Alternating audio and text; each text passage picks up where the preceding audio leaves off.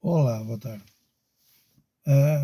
Eu quero deixar aqui este vídeo, para transmitir o seguinte: nós, este tempo que nós estamos a atravessar com as constantes guerras a acontecer e com um genocídio em massa que está a acontecer na faixa de Gaza, no Sudão, no Congo,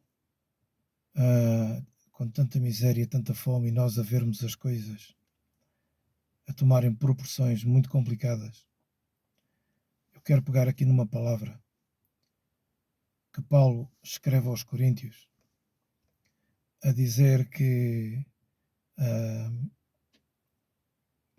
que tinha ah, usado de uma persuasão para com eles e que isso ficasse bem marcado na consciência deles. E a palavra persuasão não implica necessariamente ah,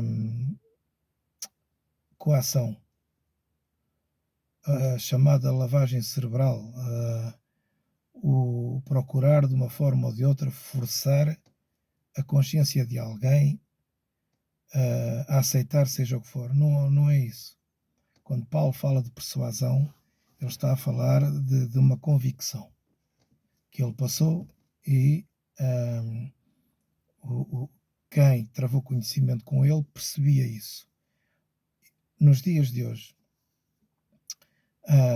eu tenho procurado passar, e tenho sido criticado por isso, nas redes sociais, muito daquilo que eu vejo que são fontes seguras, muito daquilo que acontece na faixa de Gaza, que está a acontecer à volta do mundo, pelos ideais, uh, pelos ideais que se adotaram, ideais que se normalizaram na destruição do próximo.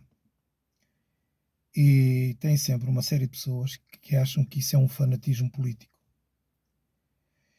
E consigo falar, por vezes, melhor com pessoas que não acreditam em coisa nenhuma no que diz respeito a Deus, à vida espiritual.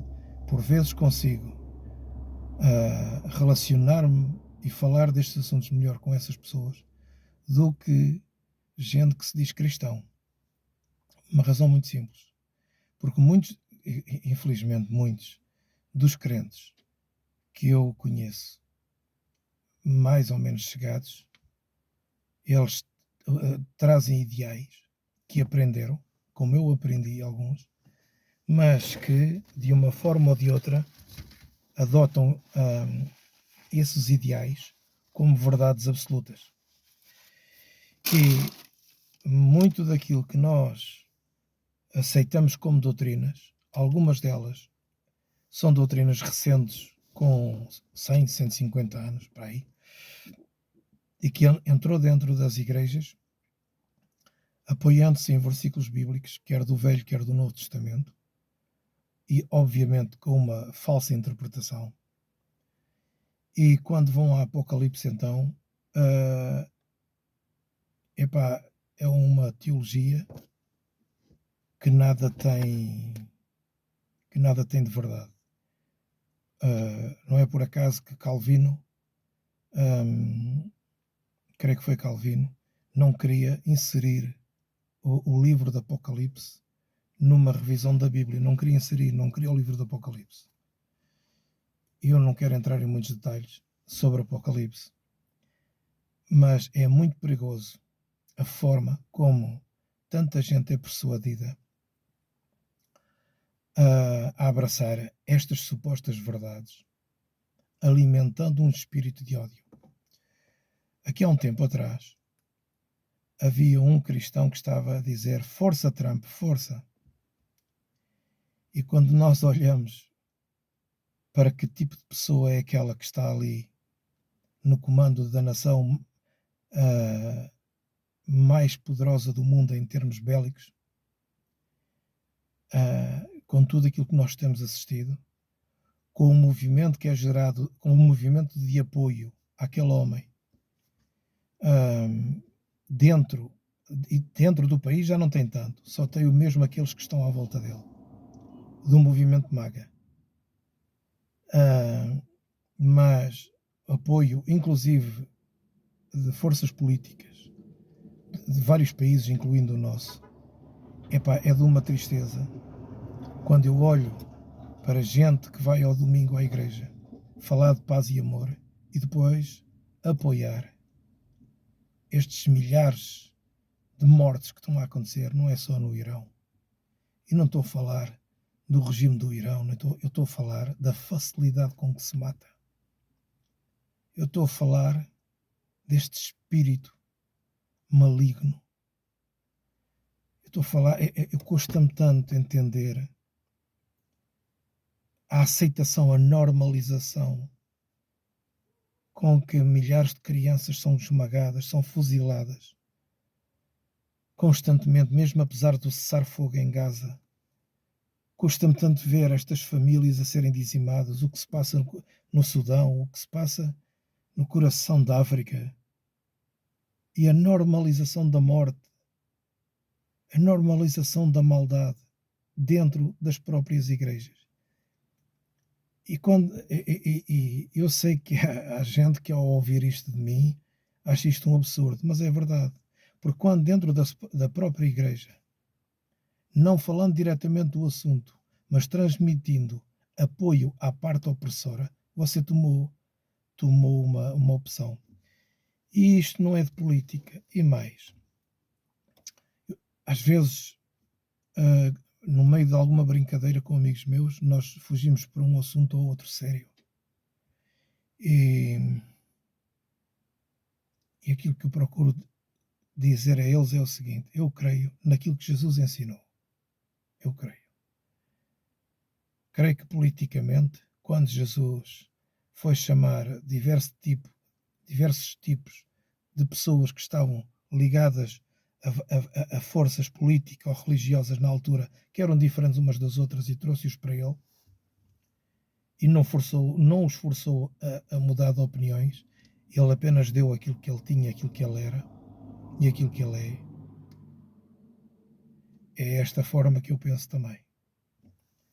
Eu acho que nós devemos votar segundo a consciência, mas não devotar. E eu apoio qualquer proposta política que se aproxime aos ensinamentos de Jesus, que é isso que nós chamamos de Evangelho. Eu apoio. Venha de que partido vier, mas se for uma proposta política que se aproxima ao que Jesus ensinou, cujos ensinos estão contidos nas parábolas e naquilo que ele foi passando e mostrando, então eu aceito essa proposta política. O que é que acontece? Então sou acusado de comunista e sou acusado de tal maneira que fizeram queixa de mim nas redes sociais. O Facebook retirou-me vídeos, fez-me com ameaças de retirar a página, como se isso fosse uma parte fundamental da minha vida, que isso tirasse o ar que eu respiro. Como se isso, como se eu ficasse frustrado de não ter um gosto, ou um coraçãozinho, ou um comentário. Estou-me nas tintas para isso. Se eu faço um vídeo, e eu não tenho feito vídeos, porque houve algumas mudanças aqui na minha vida e tenho estado, a minha saúde não tem sido a melhor, mas graças a Deus está a recuperar. E então estou a passar agora a deixar isto aqui por causa da palavra persuasão, porque esta palavra no grego tem o mesmo significado. É a palavra que é aplicada quando Jesus estava na cruz e os religiosos cá em baixo, o povo, e eles estavam a dizer uns para os outros: confiou em Deus que o tirava, então ele que o livre. Confiou em Deus. Esta palavra confiar em Deus, isto foi o que os judeus estavam cá em baixo e disseram: confiou em Deus. E de facto Jesus confiou sempre no Pai, não é? Mas o termo é o mesmo. Então Paulo estava plenamente convicto, que é aqui que eu quero chegar, e Jesus estava plenamente convicto daquilo que estava a acontecer, não só ali, fisicamente falando, como a nível espiritual o que estava a acontecer também. É claro que ele estava plenamente convicto. E a minha pergunta que eu quero deixar hoje é o seguinte: você está plenamente convicto de quê? De quê? O que é o amor para nós? E se é apenas uma fase romântica da vida? É o quê? Nós estamos convictos de quê? Nós, quando olhamos para a realidade que está a acontecer no mundo, e não é por causa de, enfim, de alguns amigos meus ficarem mais melindrados e deixarem de seguir nas redes sociais e fazerem queixa de mim, a dizer que a criar situações, a fazerem queixa que os meus vídeos são muito violentos e eu passo, vocês já viram os stories que eu coloco, tem tudo normalmente a ver com chamadas de atenção. Epá, eu não vou desistir por isso. Eu não sou, eu estou convicto de quem Jesus é na minha vida e assim como eu, os outros que estão à minha volta. Estou convicto da alegria que eu tenho com familiares e amigos. Estou convicto que vai sempre haver pessoas que não gostam de mim. Nada disso me tira o sono. Mas estou convicto que há muita gente a fazer vídeos, a colocar doutrinas, a fazer todo um esforço. Aqui sim, aqui entra a coação. Todo um esforço, apelando a versículos bíblicos e apelando a anos que ele tem, ou ela, de crente, apelando às posições de pastores, bispos, apóstolos, etc., que tem no seio das igrejas, baseando-se, argumentando, buscando essa falsa autoridade, como se isso desse alguma autoridade. Isso é tudo balelas. O que interessa é a humildade do nosso coração e realmente, se nós amamos a Cristo, é impossível voltar a cara para o lado quando as crianças estão a ser esmagadas, quando gente ao pé de nós não está bem e nós podemos ajudar. É impossível, se realmente Cristo é alguma coisa de facto, em nós, se Ele, e Ele para mim não é alguma coisa, Ele para mim é tudo. E para mim ainda hoje Ele continua a ser o maior revolucionário, porque ainda hoje revoluciona. E eu gostava também, então, fazer um pedido a vocês. Não se deixem, não se deixem coagir com pensamentos ultra, com aparência de religiosidade. Parem com isso. Parem com isso. Procurem amar. Jesus nos ensina que nos dava um mandamento, que era nos amarmos como Ele nos amou. E nós aprendemos como é que Ele nos amou se nós tivermos um bocadinho de conhecimento do que é que Ele nos disse também, nos ensinou.